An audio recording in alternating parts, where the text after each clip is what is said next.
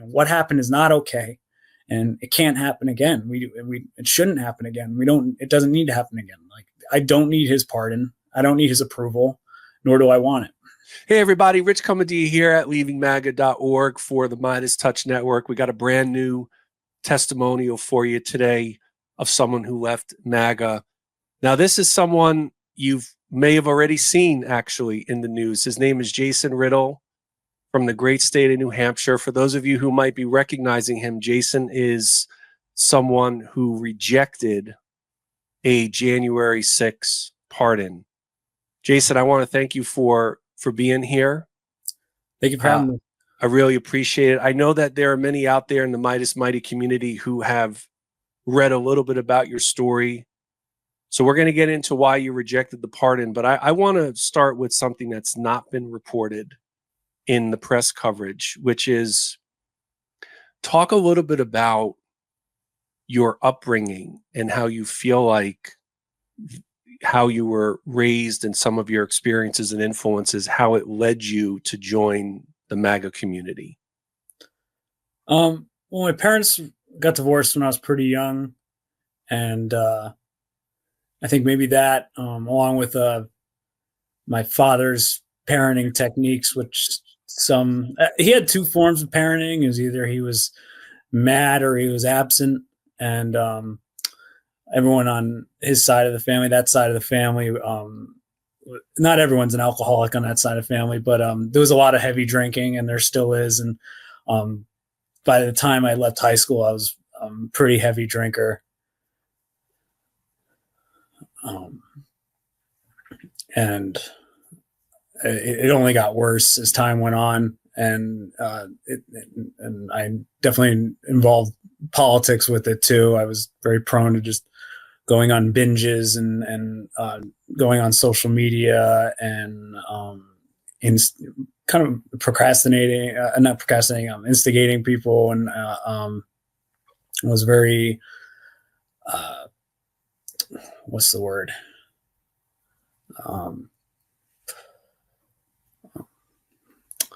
Sorry, I'm having a hard time with this. Controversial, so to speak.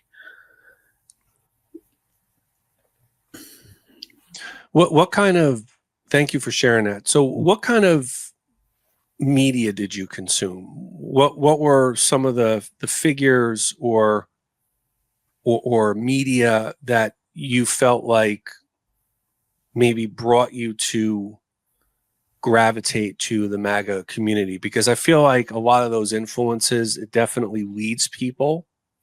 It can help steer them toward MAGA. I was mostly on Facebook. After getting out of the military, I was in college, majoring in political science, and while in class, it was me and another veteran. This veteran I'd end up heading down to the Capitol for January 6th with 4 years later, but I met him in college, and most people in the classrooms were Bernie Sanders supporter, and this one veteran and I, we were Trump supporters, and we would argue with everyone in class.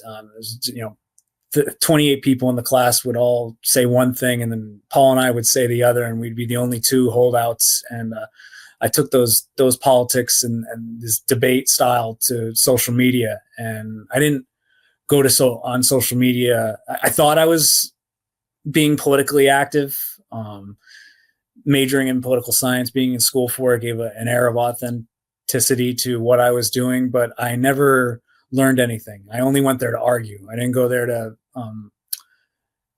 find out what is right, but I like to prove people wrong, and that's all I seemed to care about. And I had 10 years on most of the students that were in my classes with, so it was sometimes easy to pick apart the arguments that these students would bring up in support of Bernie Sanders, and compared to actually just coming up with why it would be right to support Trump. I never did that. It was proving you wrong, and somehow that gave me the feeling that I was right. I think that I can relate to what you're saying, because the the feelings of wanting to be proven that we're on the right side. It definitely informed my thinking before I decided to become a MAGA community member and become a volunteer. What was it, though, about the community itself that really appealed to you? Now, you're a veteran. So Yes, I was in the Navy, and I joined the Army Reserves after. And I spent a lot of time after college. I worked as a correctional officer, and then I worked at the post office, and I kept trying to make government work, but it wasn't working because of all these problems. I was because of my drinking, and I didn't want to admit that, though. And the more useless I became as a person, I got fired from corrections. If I didn't get fired from the post office, I would have been. I quit. The more useless I became, the more louder I became of a MAGA supporter. It filled my time with just noise instead of action. And then going to these rallies, in my mind, was action. It was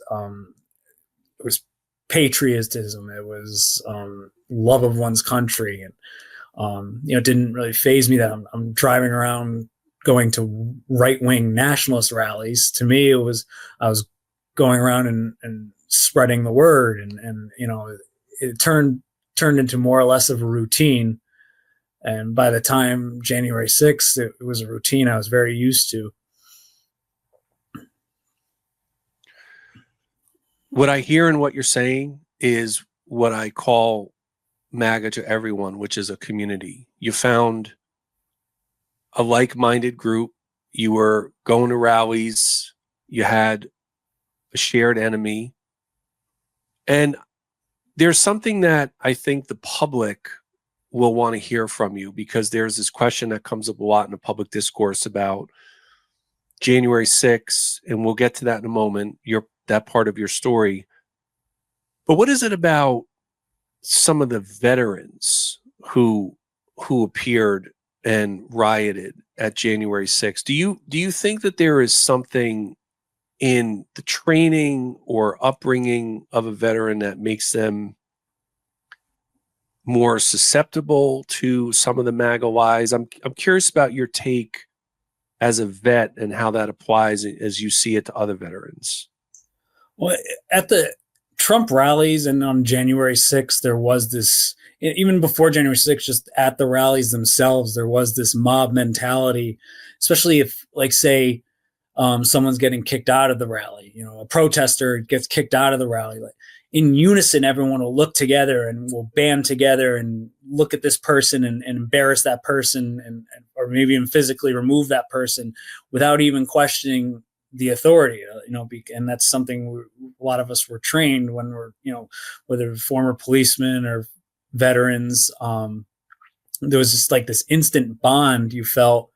I distinctly remember on January 6th with complete strangers. That something that is clearly being taken advantage of by the, starter of this movement. So let's talk about January 6th, because I want to spend some time on this. Okay. Take us through your thought process after the election between November and January 6th. Take us into, in as real time as you can, your world and what it was like for you in those 2 months in between. After Trump lost the election, I was working before and after. I was working at the post office, and my friend Paul, who I had gone to all these rallies with and had all those classes with back in college, would talk while I was delivering mail. I had a Bluetooth in my ear, and he would be he was unemployed because he too was having problems after he graduated. He'd gotten fired at least twice, and we were enablers. We would just we would complain to each other after we got fired and blame the liberals for our getting fired. And one of the one of the people Trump pointed the finger at after losing the election was the post office. So I'm working at the post office and I have a Bluetooth in my ear and I'm talking to another lunatic who thinks just as crazy thoughts as I am. And I spent my entire day complaining about the election, complaining about the liberals, going through the mail.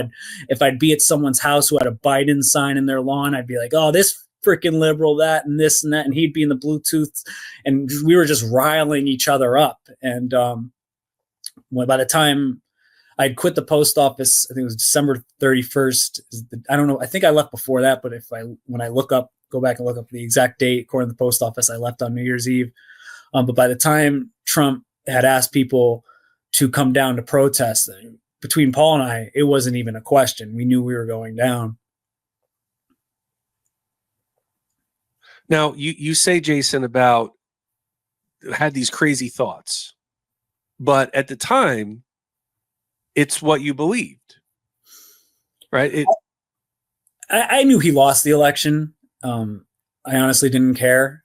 By the time of the post office, I was drinking every single day. I was drinking while working. I was drinking when I woke up in the morning. I was just kind of surviving from day to day, and at this point I knew I had a problem, and I didn't know I was going to get past it. Just like I didn't know how we're going to get past Trump losing the election. And one thing about MAGA is associating politics in parts of your life where it shouldn't be associating. And my drinking problem, my problem with work, politics shouldn't have been a factor of that. I shouldn't have been worrying about who's the next president. I should have been worrying about getting myself sober and then getting a job. But because Trump lost the election and needed his supporters to come down to DC, that was something I had to do in my mind. And I somehow associated that with getting through to the next step of whether it's getting sober or getting another job. I'm like, oh, first I got to go down to this rally and see how that goes. It gives you I was a non-functioning alcoholic at this point now where I can't even hold a job. So, social events weren't normal anymore. So, I'm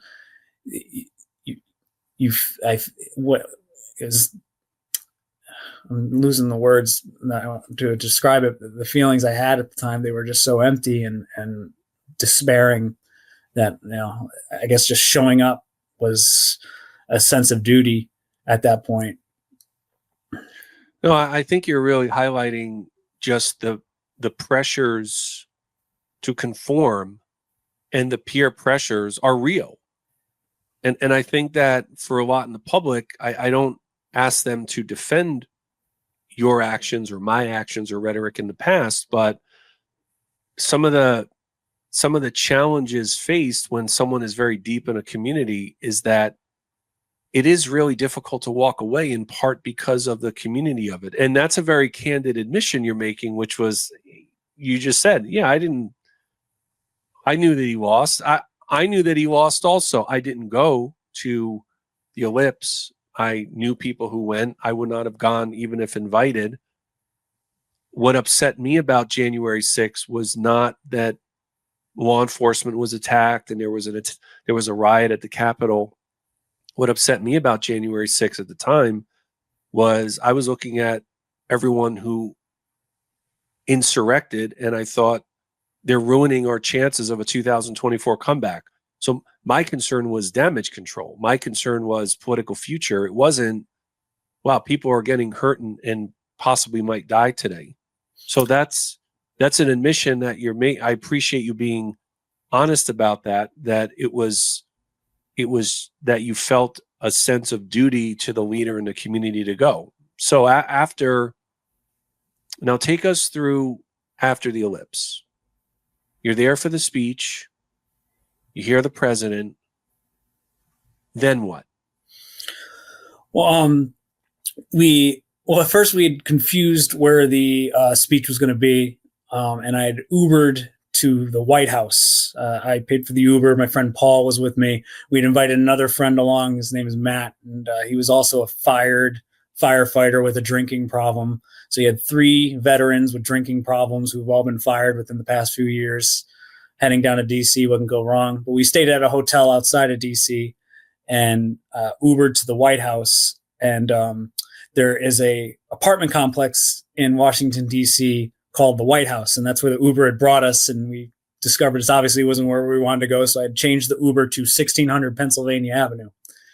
And then we were heading towards the White House when the Uber driver pointed out as we're passing the Washington Monument, I think you guys want to go here. And so he pulled over and let us out.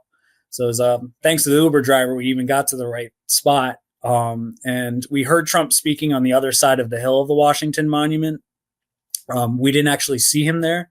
We saw the crowds of people walking towards the Capitol building, and we came to the conclusion that Trump is probably over at the Capitol building speaking there. So we walked over to the Capitol building, and my friends had stopped following me, when we had to step over a barrier. They were smart enough to know that's probably not a good idea to keep following the crowd. I kept going.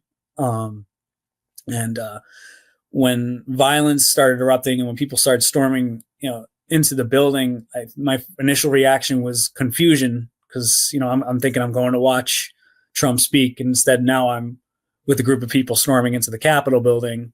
Is it because Trump's in there and they're holding him hostage? What's happening? That was my initial thought. And I was also confused by the chance to hang Mike Pence.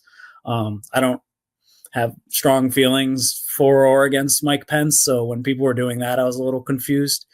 And but then when the Capitol building started getting broken into, it was just basically a mass immaturity movement on the part of the riot where I was at. I was not down. I see the videos of what was happening down in the tunnels with the extreme, violence of cops, one police officer being tasered. And I didn't see that. I saw property destruction and people throwing papers around, like more or less like as if we had just won, our team had just won a game and we're rioting after the game. That was more of the feeling I was experiencing. I felt with the people around me when we first went into the building.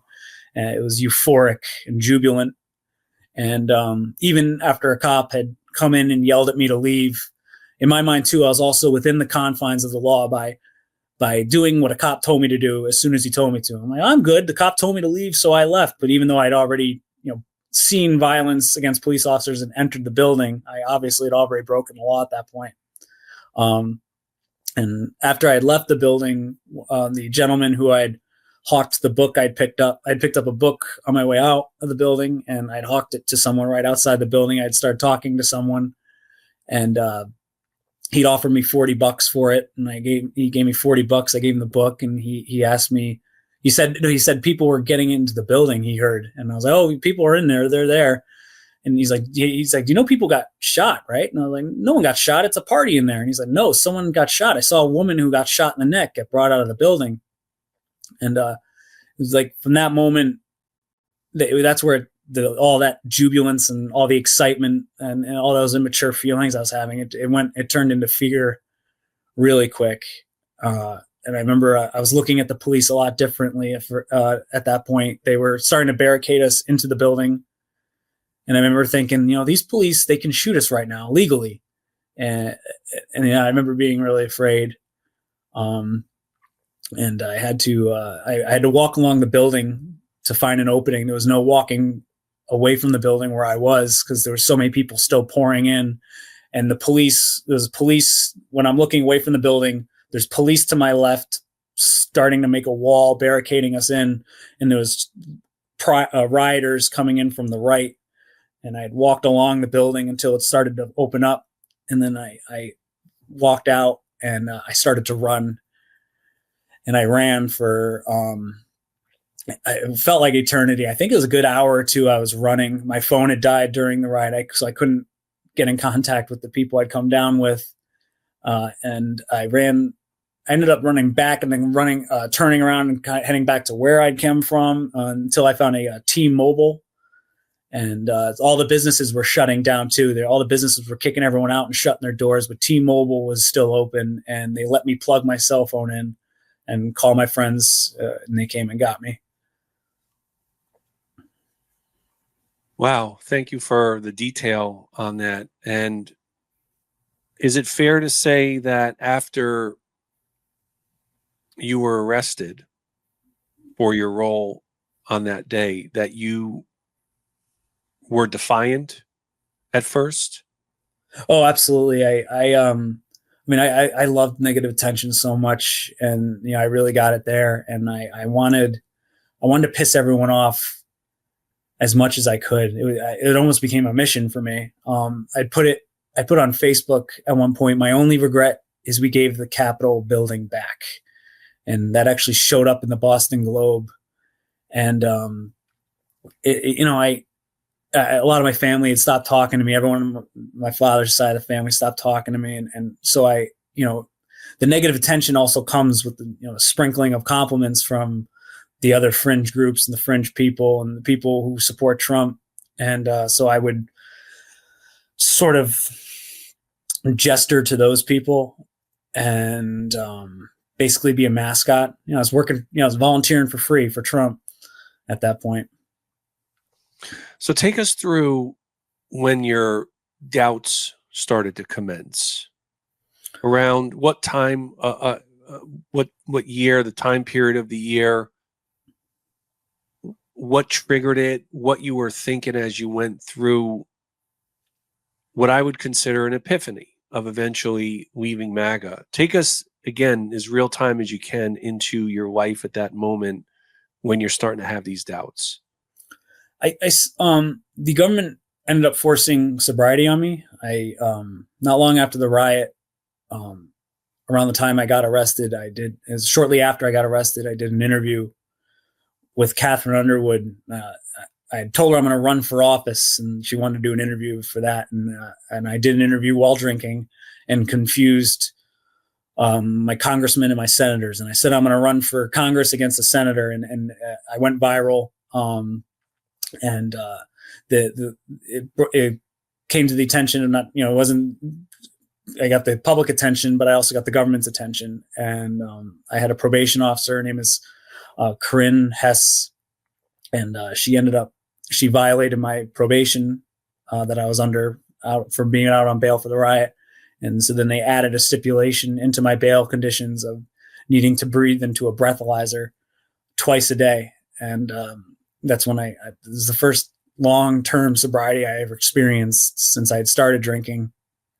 And it was before I had to go to prison that, after my brain, things started to connect and I started thinking rationally. The things Trump was saying didn't seem so rational, and I didn't really agree with them.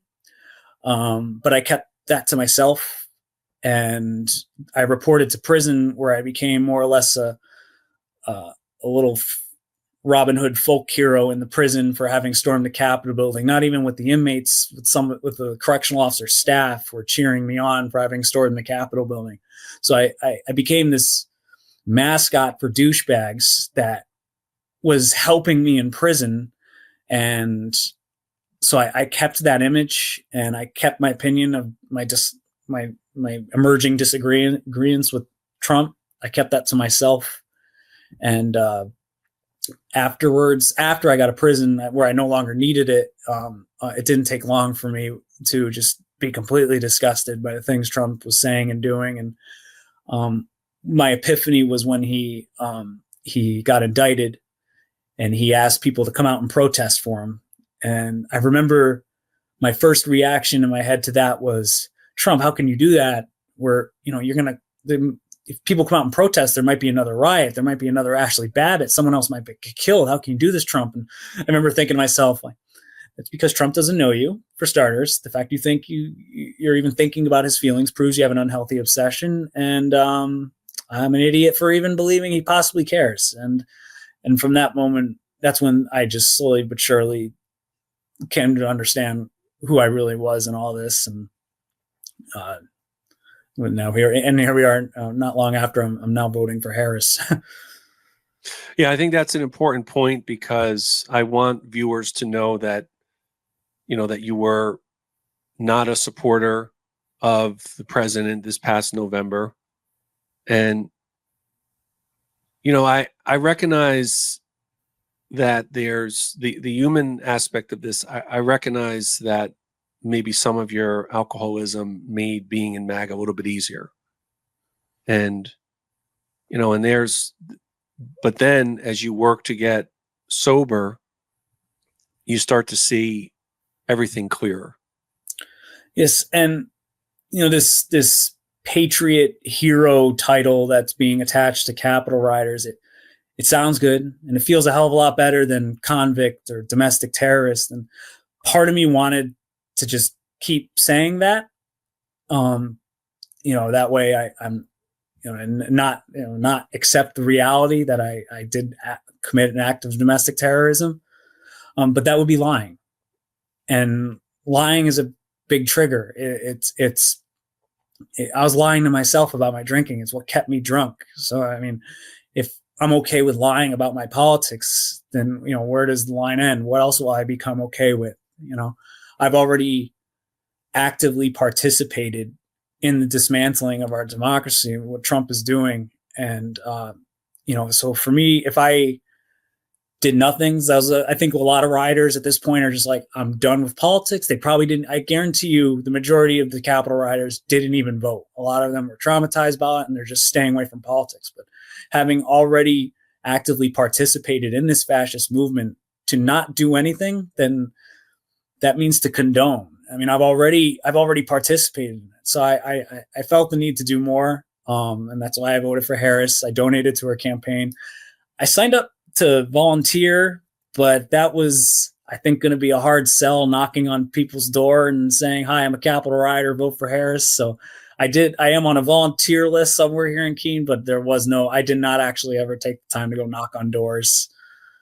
Well, I want to reiterate the point that you didn't support him in November, because I think for many, they might think, you supported him but it's too late now. But that's not the case for you, that you didn't. You supported Vice President Harris. So why reject the pardon? You've got a chance to get a clean. I know that it doesn't expunge the record, but it restores all of your rights. So why turn it away? Why reject it? Why shun it? It's coming from the man who started the riot, and it's the man who started the riot saying, this is okay. What you did is okay. It doesn't get rid of it. It just says it's okay. And I disagree. I do not think it's okay. I don't agree with his narrative of January 6th. I find his narrative extremely insulting.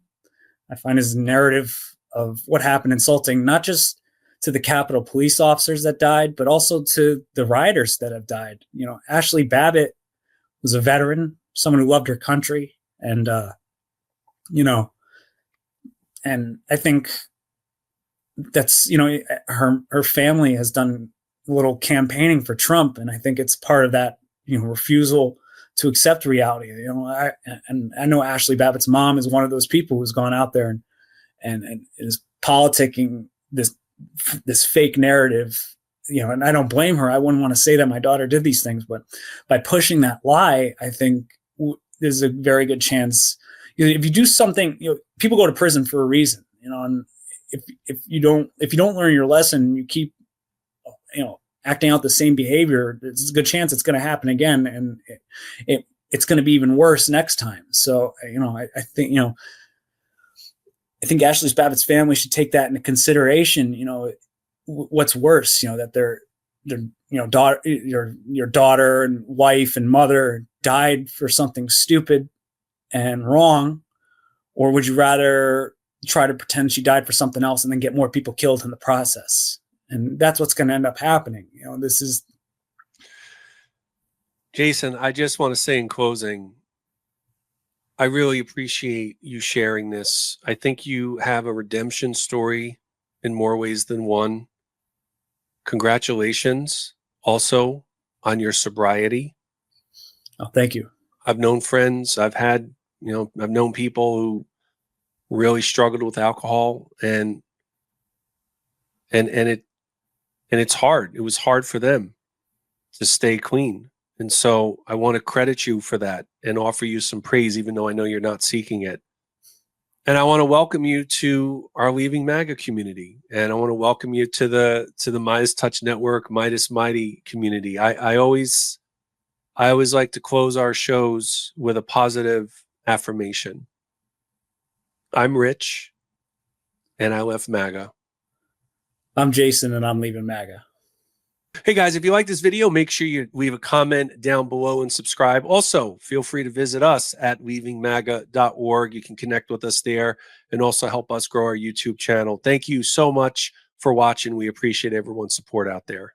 Can't get enough Meidas? Check out the Meidas Plus Substack for ad-free articles, reports, podcasts, daily recaps from Ron Filipkowski, and more. Sign up for free now at MeidasPlus.com.